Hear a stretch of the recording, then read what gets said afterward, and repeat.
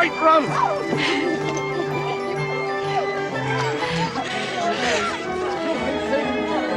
Drop their hat.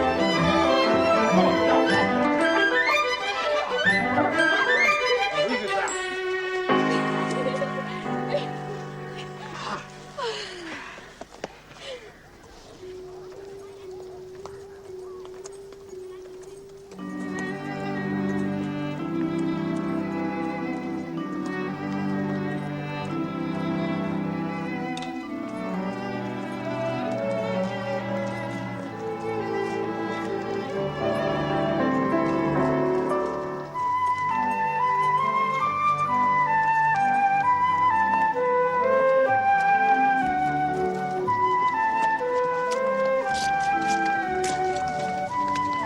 You, Missy! Where do you think you're going? To the stables with George for. To fetch Labby. Labby's forbidden the house. Filthy brute! Oh, gosh, you didn't mean it. It is on fur. What's poor Labby done? She was sick. This morning, in fast study on the chair. When he came to do the account... That's enough, miss. At least I can say good-night to Labby. Just don't try any tricks on, that's all. I know how sly you are, Miss Linda. Spotting the cracks.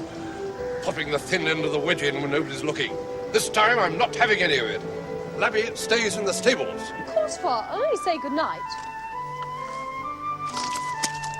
Linda was not only my favourite cousin, but then and for many years my favourite human being. Her father, Lord Alconby, my Uncle Matthew, resembled his children in this. Like them, he knew no middle course. He either loved or he hated. And generally, it must be said, he hated.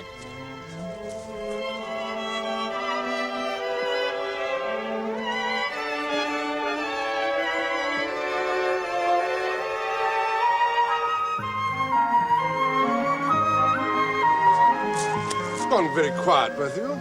There's no charge for a little light conversation. I was thinking how lucky Linda was to have Labby. Even if she is banished just now. You've got Brenda. Oh, I hope you've left Brenda behind in your Aunt Emily's house. That mouth stinks like merry hell. Brenda died at the end of last term. No great loss, I should say. Of all the mice I ever knew, Brenda was the most utterly dismal. I suppose she was rather dull. She was a sewer. What's keeping Linda? Oh, don't let's wait. I'm hungry. Come on, Uncle Matthew. There you are, darling Labby. You let kind Josh wrap you up. I still don't see the point, Miss Linda. When you carry that bundle in, they'll know you're up to something. I'm going to say it's botanical specimens I've been collecting. And of course your pa's going to believe you. Well, just don't let on I give you the blanket, that's all. Thank you, Josh. You're a real hon.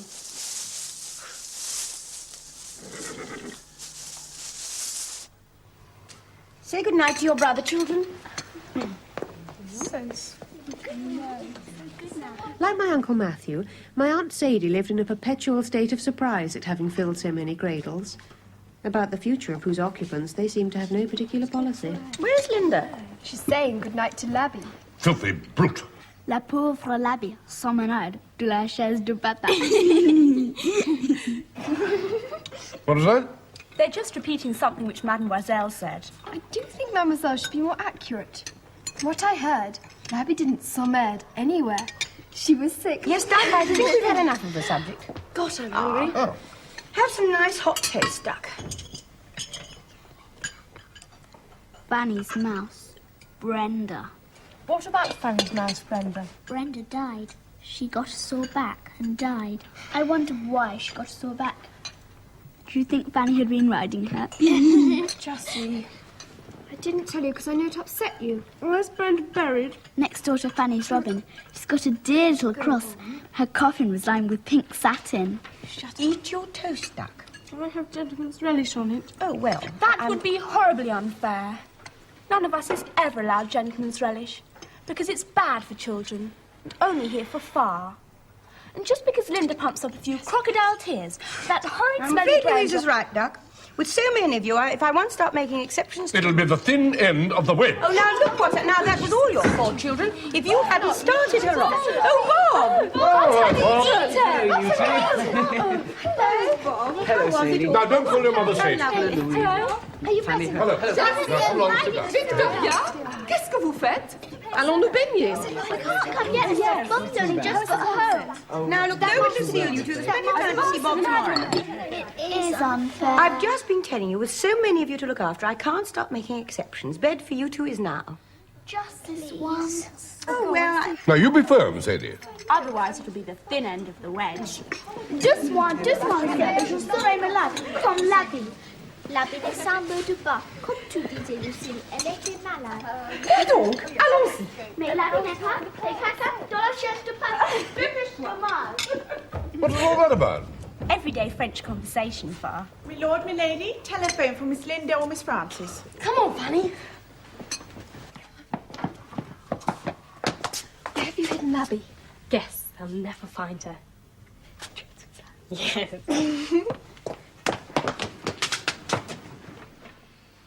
Miss Linda Radlett. Oh, it's you, Polly. Polly Hanson. No, of course you hadn't forgotten. Heavens, how exciting. Do tell. All right, tomorrow then. I can hardly wait. Yes, we'll be ready at 10:30. Goodbye, Polly. Ready at 10:30? She's got something special to show us, a surprise. Goody. Now, shall we go and see darling Labby? No, if we're away any longer, they'll suspect. We want them in a good temper to let us go early tomorrow. Why should they mind that? You're missing your music lesson, for one thing. Anyhow, you know how funny grown-up people always get if anyone wants to change the arrangements. That's long enough. Yes, Far, we're finished. How are they going to collect us? Come on, shall we have a go at snakes and ladders? It's all right, haven't got too much homework. Did you say you wouldn't tell me? What was all that about? Polly Hanson. They're sending the car early for me and Fanny tomorrow. Why's that, Duck? Oh, she is mean. Polly's got a surprise for us. What about your music lesson? Oh, please, just this one. What will Far say? That it's the thin end of the wedge. No, he won't. You know how he always gives in when it's anything to do with Lord and Lady Montville. How very noticing you become these days. Well, I won't say you're wrong, Duck, so I suppose it'll be all right as long as Lady Montdor doesn't mind about the car. I can't think why she insists on sending it. Condescending. I could just as well take you in mine. Oh, but the Montdor's rolls are such heaven. Real fur on the seats, with a blister rubbing on one's bottom. Not like the horrid scratchy stuff in yours. So, you're getting too stuck up to go in Sadie's car anymore. Few more invitations to Hampton and you won't want to know us. Bob's jealous because he's not invited over there tomorrow. And what would there be for me to do with a lot of silly little girls? Delicious lunch.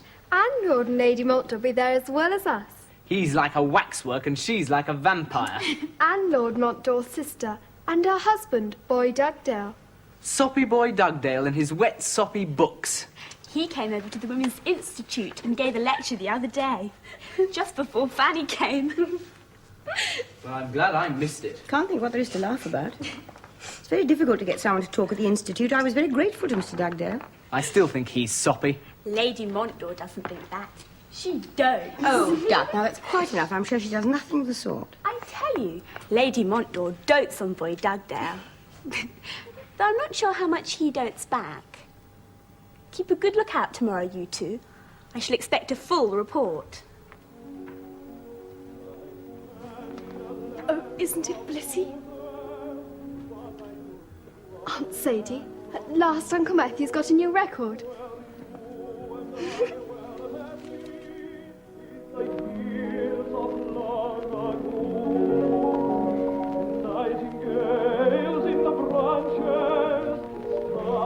If the Radlett children were always in gales of giggles or floods of tears, Polly Hampton was never in either.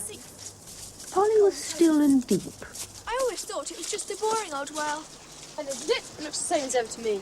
Well, it isn't. And here's the surprise.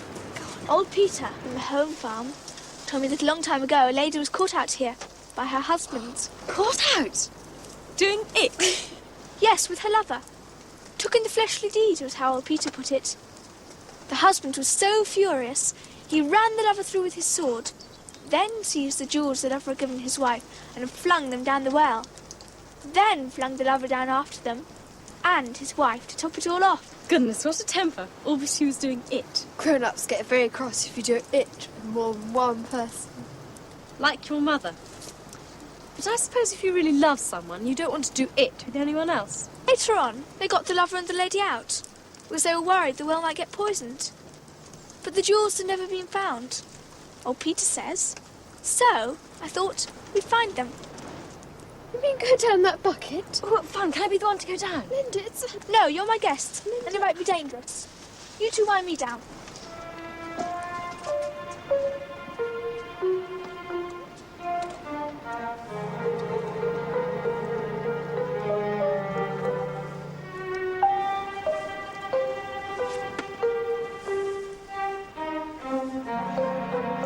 Don't worry, I'll share the jewels with you. I don't think it's a very good idea. Wind me down, go on. I don't think your parents like it. They'll be furious when they hear. My parents are not going to hear.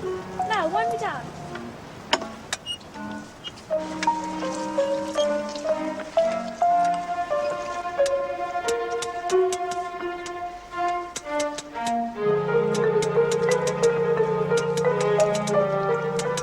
What's the light down there?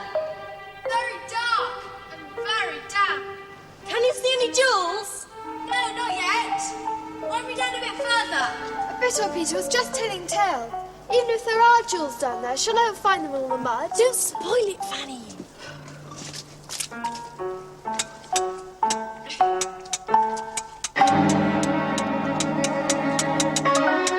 The rope! Up again. Very slowly. Hey, what are you doing? Why did you bring me up? I got tired of holding onto the handle. I can explain all this mud. Well, Sarah slipped in the garden. I suppose we'd better go in now. Mummy says we must all rest before luncheon. I can't believe that, said Alice. Can't you? The Queen said in a pitying tone. Try again. Draw a long breath and shut your eyes. Alice laughed. There's no use trying, she said. One can't believe impossible things. The Earl of Montdor was beautiful to look at, but empty. Like a woman who has no sex appeal. But Lady Montdor, however, she was flesh and blood all right, a legend of worldly greed and snobbishness, and therefore often supposed to be of low or transatlantic origin. This new book... But in fact she was perfectly well born and decently brought up, and so she ought to have known better. Did you hear me, boy? Sorry, Sonia, say again, please. This new book you're planning. Well, it's about the emergence of some of our leading ducal families. Oh, you'll have to tread carefully. Most of them wouldn't bear much investigation. Not when they were emerging. I mean, take the Marlboroughs. No, perhaps we'd better not. The first Duke of Marlborough, when he was still John Churchill, sold his sister for money. Where did you learn that, Linda? Oh, I just picked it up, Lady Patricia. Well, you shouldn't mention it, Linda. There are certain things which we all know, but don't say aloud. Yes, Lady Montdor. Now, Fanny's very sensible about all that kind of thing. You must advise your cousin Linda, Fanny, on what not to say out loud. Yes, Lady Montdor.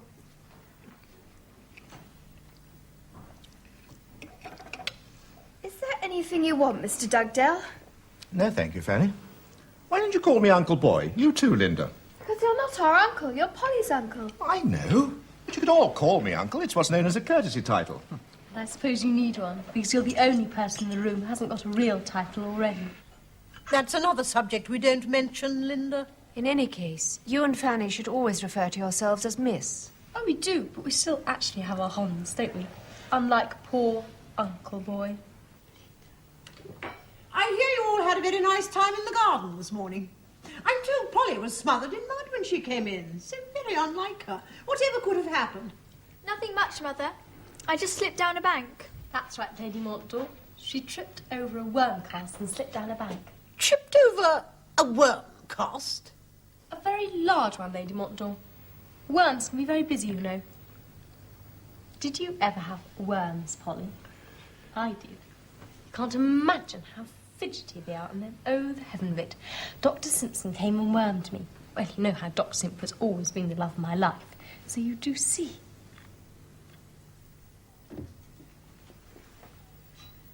So what on earth did Lady Montdor say then?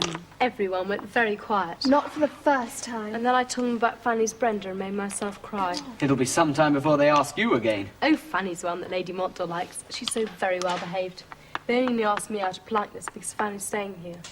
It'll be some time before they ask any of you again. They're going away. They never said so at lunch. It's still meant to be a secret.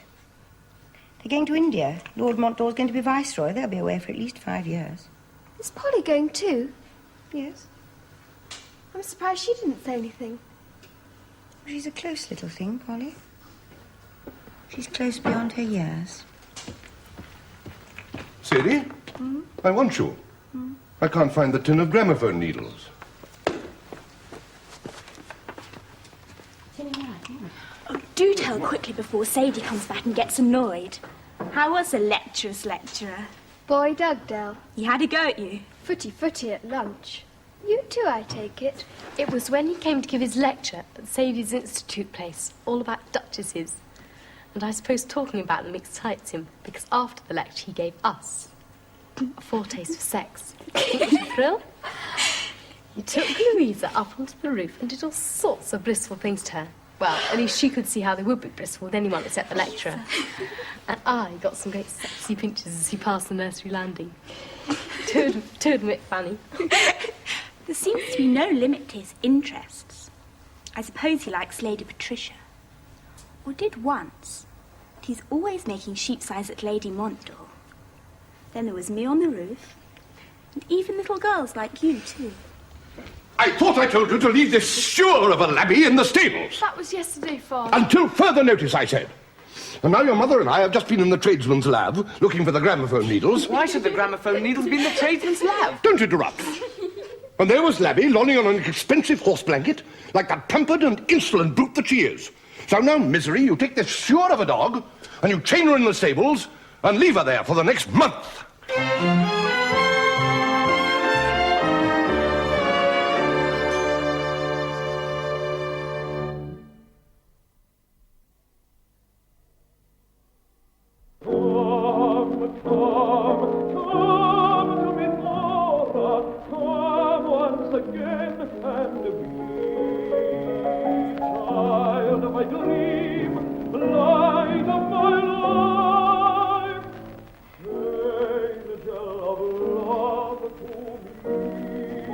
There's a voice gives you full value for money.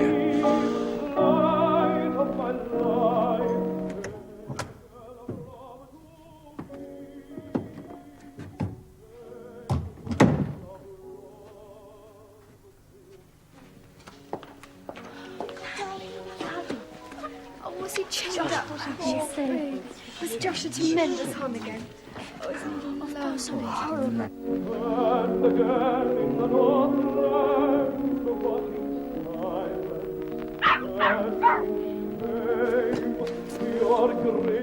Shh!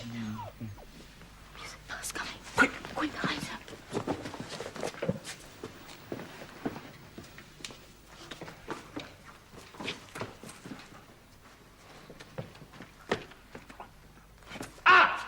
I told you not an hour ago to take that sewer of a dog. Last post!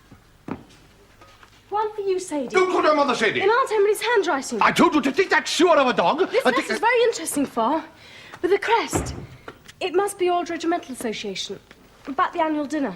It always happens around now. You could tell them about your entrenching tool. Oh, tell us now, Far, to get into practice. It's my favourite story ever. Well, Oh, please let Labby say just while you're telling it. I see. The thin end of the wedge. All right. She can say this time, but if she's ever sick again, I'll have her destroyed. And don't say I didn't warn you. Thank you, Far. Darling Labby. Uncle Matt's going to tell us about his entrenching tool. Oh, yes, at heaven. Come on, Far. There was this German dugout, you see, which my sergeant major had spotted. He thought there was still some Huns in it, although it was now behind our lines. So, I told my sergeant major to bawl at them, to drop their weapons in the trench, and come out with their hands up, shouting, "Kamerad, kamerad!" My sergeant major had got a voice that would put the fear of God up a crocodile. Young recruits used to faint if they so much as whispered at them. So, of course, these filthy Huns came out shouting, "Kamerad, kamerad!" But you know what the swine did? They came out with their rifles and bayonets at the ready, hoping to knock us for six. Luckily, the entrance was very narrow, so they had to come out one by one. And as they lifted their rifles, I lifted my entrenching tool. Oh, Matthew. And whack! Wham! Oh. Wallop! Whack! Wham! Wallop! Whack! Wham! Wallop! Whack! Wham! Wallop! Whack! Wham! Wallop! Ah! Later that evening, Linda called a special midnight meeting of the Hons, the Radlett Secret Society. So called because we all had to be children of a lord. Honourables.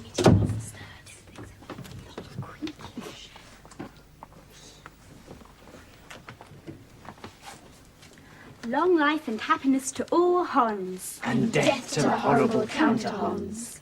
This is a special meeting of the Hons, called by Linda. But before we hear her news, I suggest we clear up one or two outstanding items of Honish business.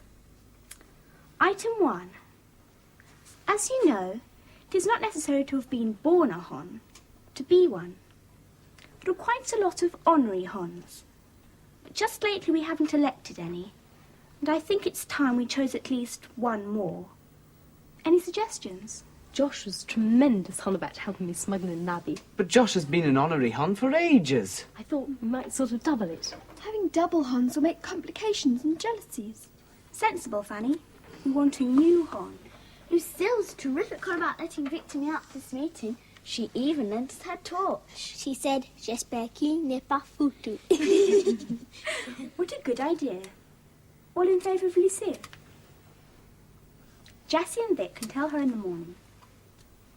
Item 2. It was agreed that all Hons should mount an investigation to find out what Oscar Wilde actually did. Has anyone anything to report? I asked Far, and he just ground his dentures and roared at me. "If you mention that sewer's name in this house, you'll be thrashed, damn you." I asked Aunt Sadie, and she said, "Oh, Duck, I never really quite knew. Whatever it was far worse than murder. And Duck, don't mention it in front of your Uncle Matt, will you?" We asked Lucille, and she went into gales. She said, "Le roi est mort, vive la reine." Not very helpful. We must find out. Bob said he would when he went to Eton. I think I'm on the track. Apparently, he was a bit like the lecturer's lecturer with Louisa, but far, far worse. Oh, goody, do you think he was worse than my mother and father? Oh, surely he couldn't be. Oh, you are so lucky to have wicked parents. A mother who's called the Bolter. The sheer heaven of it. 'Tis rather thrilling. I should just say it is compared to the utterly boring lives we lead. I never actually see her being wicked or doing her bolting. When I'm not here, I'm with Aunt Emily or at school.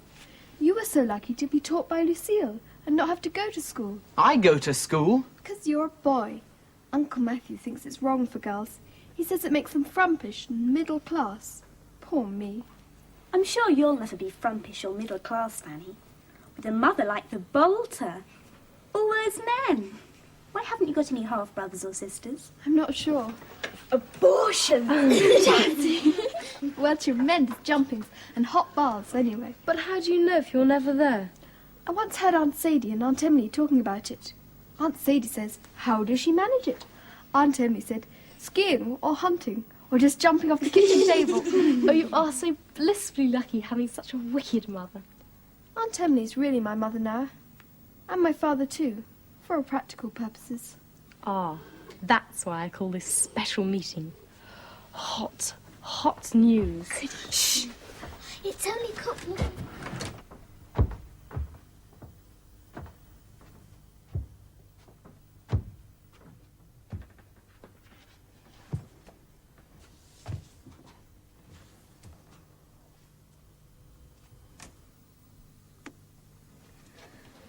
I was only going to say it's caught walking her sleep. She wouldn't sneak on us, even if she did wake up. How did you know it was her?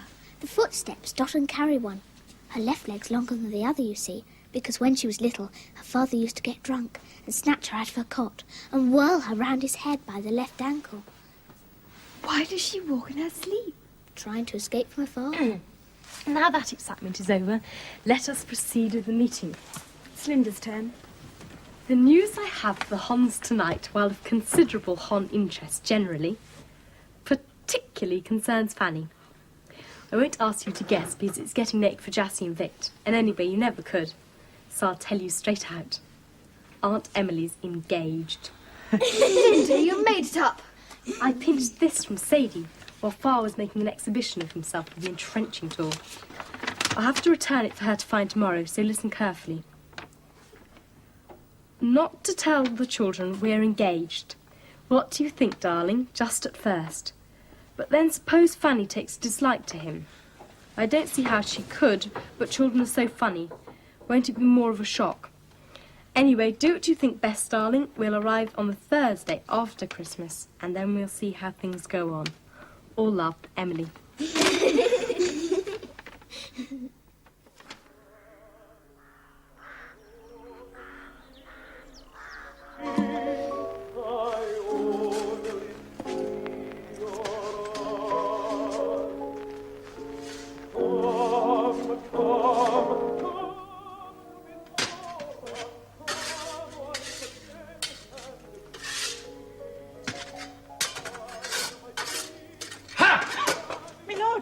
Caught you, red-handed.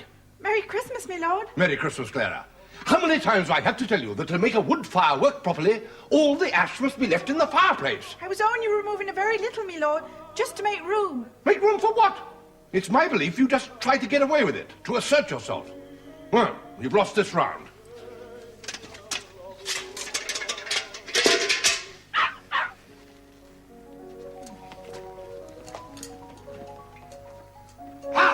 At it again, are you? One speck of sick and...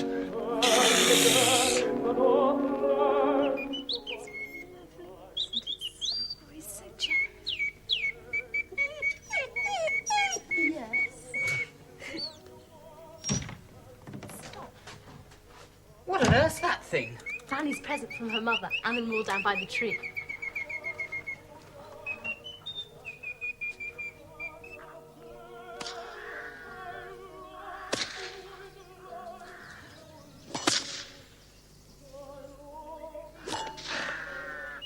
Far's in a funny mood. Thora, absolutely non-stop. And a stop bit. If he puts on Tosca next, it means he's really worried. Perhaps it's been brought on by Aunt Emily's engagement.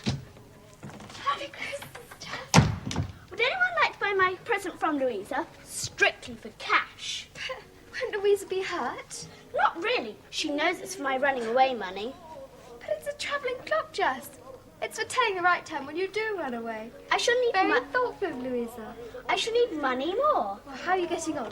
I've got my fare to London and enough for a month and 2 days and an hour and a half in a bedsit with a basin and breakfast. What about other meals? People who run away can't really expect more than a breakfast. So when shall you start? I must get a lot more yet. It would look very silly having to come home after a month and 2 days and an hour and a half. Well, I'll give you half a sob for that clock. Done. But Jessie, it's worth far more. Then you pay me more. I don't want it. Besides, I still think Louise will be hurt. Cash! I don't carry cash in my dressing gown, silly. I'll hand it over as soon as I see the colour of your money, Bob. I want the deal closed before Christmas dinner. This is it. If he puts on Thora again...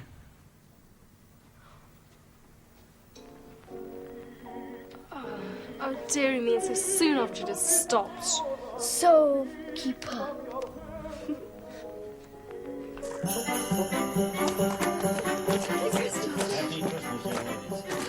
My wicked parents always turned up trumps at Christmas.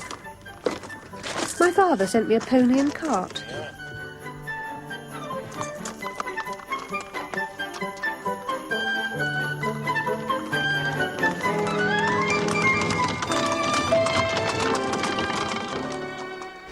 And the bolter really overdid it as usual. Miss Frances Logan, from her mother. Oh, Rubies! Most unsuitable for a child. oh, the bliss of being funny is unfair. Why can't I have wicked parents? Well, you best be satisfied with those you've got, miss. At least we're not so damn silly as the bolter, chucking away money on jewels for a little girl who's hardly left her rattle. Matthew. And Edward's an even bigger imbecile, sending that pony trap here. But it's a heavenly pony trap. Well, so it may be, but who's going to take the damn thing back to Emily's house in Chenley? And where's she going to put it? There's a shed near the garage. And what about the pony? Well, Fanny will be able to talk to Emily about it soon enough. She's coming on Thursday, Fanny, by the 3:35. And now that's all that can be said about the matter for now. Now, Matthew, please. But if there's any more jewellery for anyone, I shall throw up. Harry Bigsworth. Do you think that if Father did throw up, the current would blow out his dentures? I mean, No. he's been doing an awful lot of grinding Pair lately. Is it too late to get him a new set for Christmas?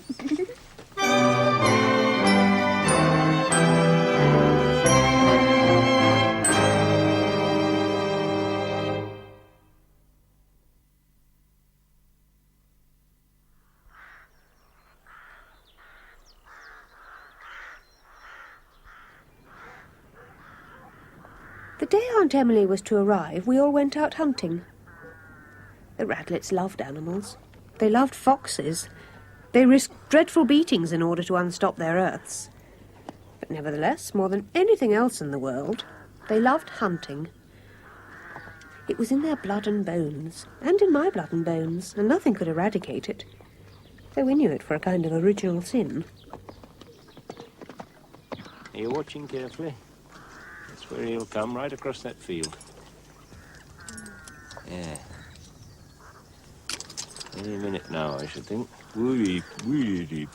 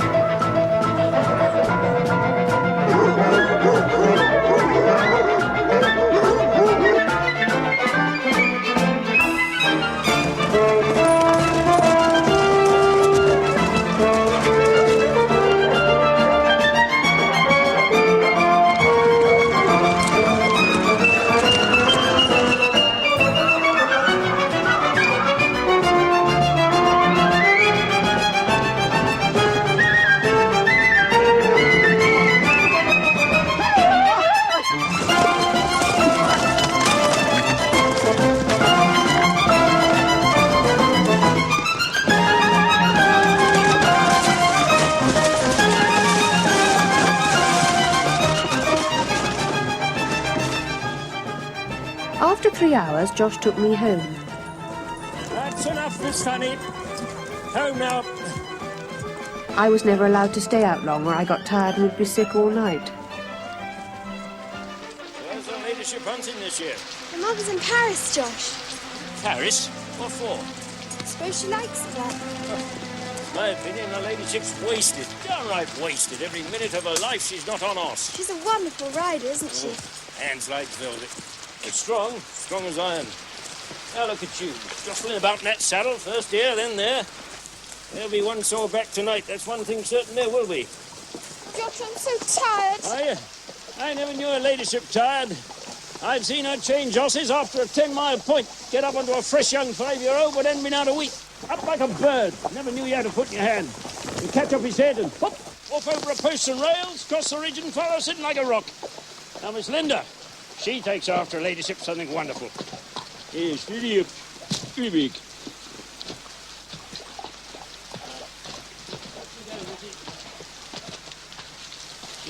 Really big.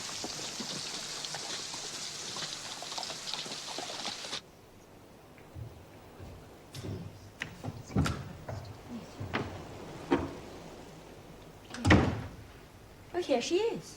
Hello, Fanny. Darling, may I introduce Captain Warbeck? Fanny? Oh, darling, how wet you are. I suppose the others won't be back for ages. Where have you come from? I left them drawing the spinney. By the old rose. I should go and have my bath if I were you. We're not built to keep out the damp forever. Yes, that's right, dear. You go and have your nice bath.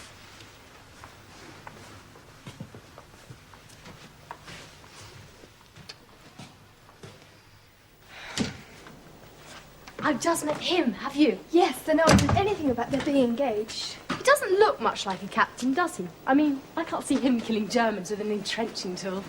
But why has no one said they're engaged?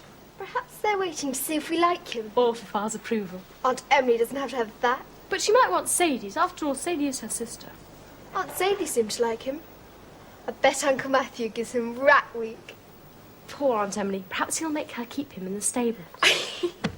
Considering her age, I suppose, she's lucky to get anything. I can't wait to sing with Fa. So who fell off after I left? What is your soil down here, Lady Alderley? As I said, Clay? Ah, yes, clay.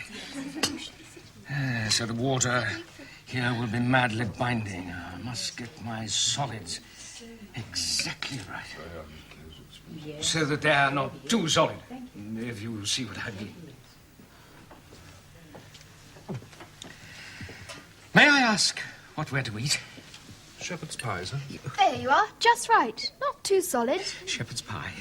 No, thank you. No twice-cooked meat. I'm a wretched invalid. I must be careful or I pay. What's the matter with twice-cooked meat? It imposes a most fearful strain on the juices. You might as well eat leather.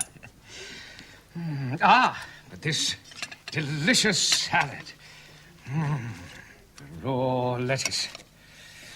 It's anti-scorbutic.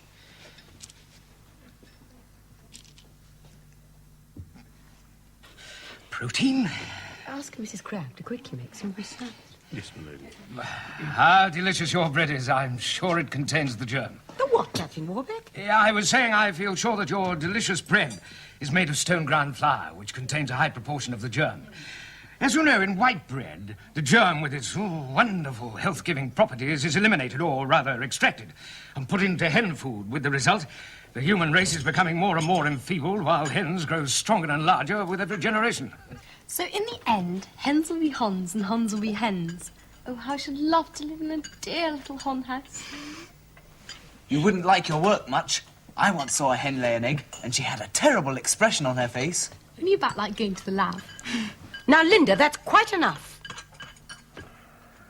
Linda appears very unself-conscious in her conversation, Matthew. Does she? Well, Fanny has picked up some really dreadful expressions from that school of hers. I dare say. She also picks up a good deal of education. What is this education? Fanny talks about mirrors and mantelpieces. She takes sugar in her tea.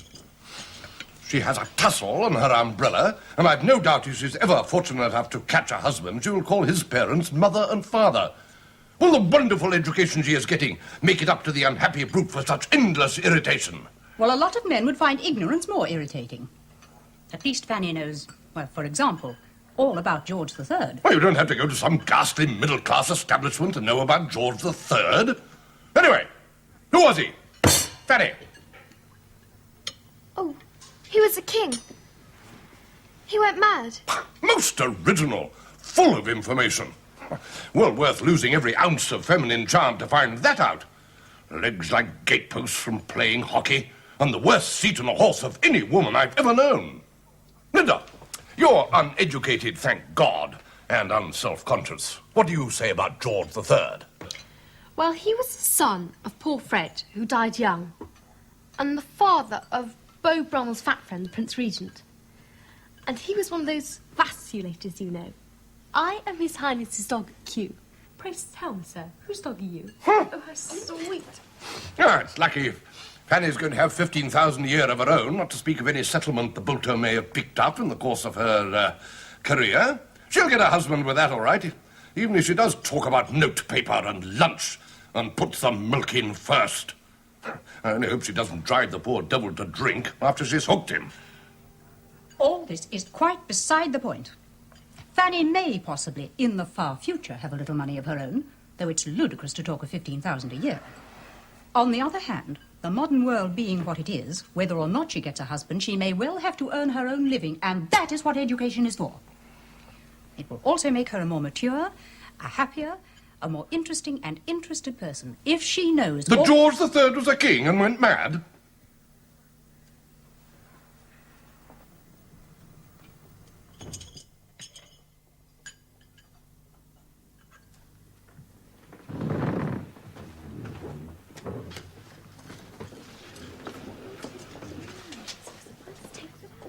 Thank you.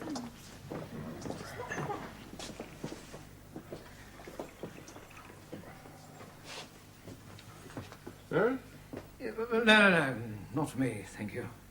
Delicious drink. But it's the acid in the port that makes one feel so delicate now. Been a great port drinker, have you? Oh, no, not me. Never touched the stuff. My ancestors did the damage. I do wish Matthew hadn't been quite so fierce at dinner. Gave him as good as you got, Aunt Emily. Perhaps that was a bad thing. May have upset him. Make him all the fiercer to my nice Davy. No, Duck. You have the good sense to let him get the last word in about George III. That'll have made him frightfully pleased with himself. May increase his appetite for putting people down. And if he tries to put Davy down, and Davy gets the best of him...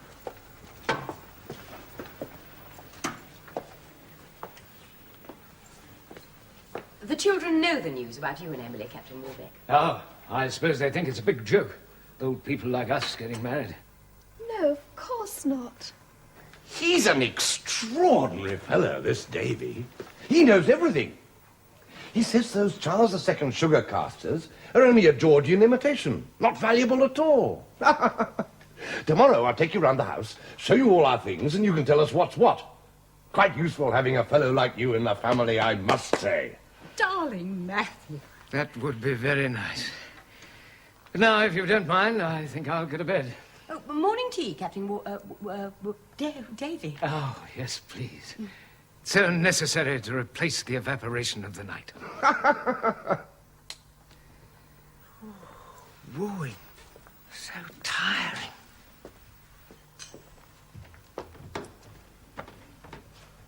I tell you, he's frightfully clever. You wouldn't believe the things he does. He writes books, criticizes pictures. Plays the piano? Does he now? Extraordinary cove.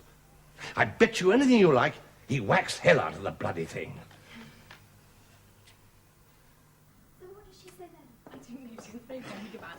Davy Warbeck is a hon. Yes, it seems terrific hon. Have you asked him about Oscar Wilde yet? No, not yet, but I'm sure he'll tell. But what I meant was he's a real hon. I've looked it up and it's true. The Honourable David Warbeck. He's only a second son, according to the book. So I'm afraid Aunt Emily won't be a lady. And his father's only the second Baron. Still, he's a hon all right. Always round. He certainly is. He's given me something for my running away funds. You've been quick off the mark. I've now got a month. Enough for a month and 5 days and 13 hours. Very good. Couldn't possibly be a Reynolds. Prince Horde is very worst.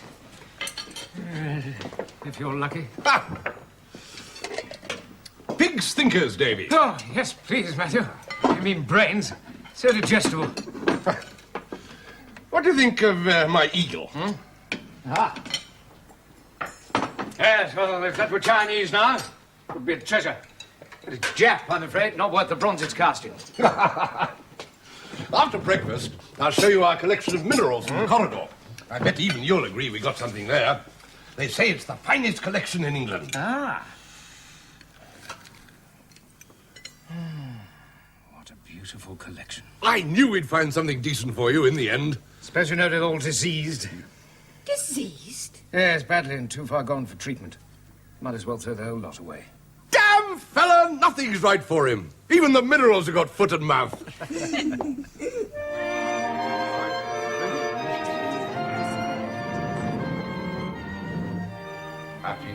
And a day or two later, we all celebrated the New Year. A happy New Year, well begun. Emily? The year of Aunt Emily's marriage. And the year when Polly Hampton went to India with her father, the Viceroy.